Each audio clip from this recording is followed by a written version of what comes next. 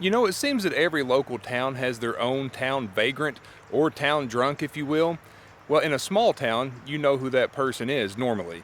Well, today I'm going to tell you the story about William Solomon, who later became known as King Solomon, the local Lexington, Kentucky vagrant turned hero.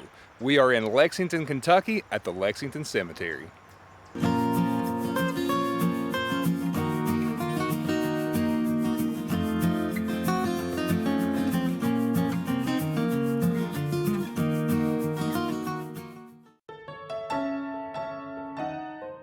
Although William Solomon was not born into royalty, the story is that he was born into wealth in Virginia.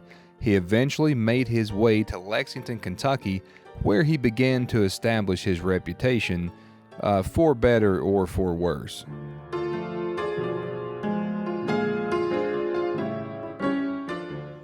So William Solomon was the town drunk of Lexington, and everyone knew it. And although he was the town drunk, he was a pretty good laborer. Businesses would hire him to do odd jobs, and that's how he sustained his living. Well, he was hired by a local business to trim some trees around a building.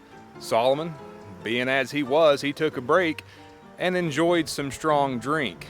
Well, when he returned to work, he was maybe a little bit tipsy. He started trimming the trees. Well, the limb that he was sitting on, he actually trimmed and hit the ground. So when he returned, he picked himself up, dusted himself off, and the onlookers quipped, only someone as wise as King Solomon would make such a mistake as that. So King Solomon of Lexington, Kentucky was born.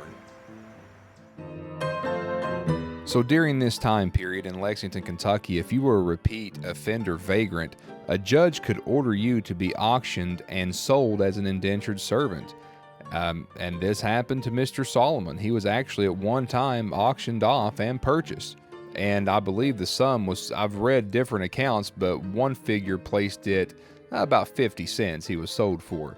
But although he liked to drink, he was actually thought to have some integrity and at times could prove himself as reliable. So in 1833, a cholera outbreak crippled the city of Lexington.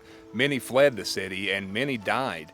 King Solomon, he was not afraid to contract the illness. He wasn't afraid of the plague, so he stayed behind in the city. As the locals passed away and as the locals fled, King Solomon looked at it as his duty to help bury the dead. So he stayed behind and volunteered to bury those who had lost their lives. He worked every day burying the dead and actually slept at night in Pioneer Cemetery. The story goes that King Solomon had reported back to court, and the judge, who was so moved by King Solomon's heroics, actually made his way back to Solomon and shook his hand in the middle of the courtroom. And this moved the rest of the onlookers, and they followed suit and showed King Solomon their gratitude as well. And with that, the local legend known as King Solomon became cemented in Kentucky history.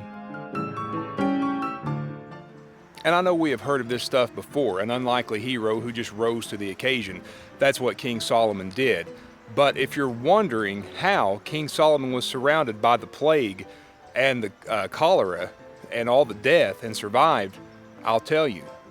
The cholera outbreak was spread through the water. King Solomon didn't drink water. As with any story, we research and use our best available resources, and with any local legend, there may be a possibility of some embellishments. However, the core of this story remains consistent and point to the most unlikely of heroes. Thank you so much for watching, and if you haven't subscribed, I ask that you please do so. Click on that subscribe button for me and join me on my journeys. I would love to have you.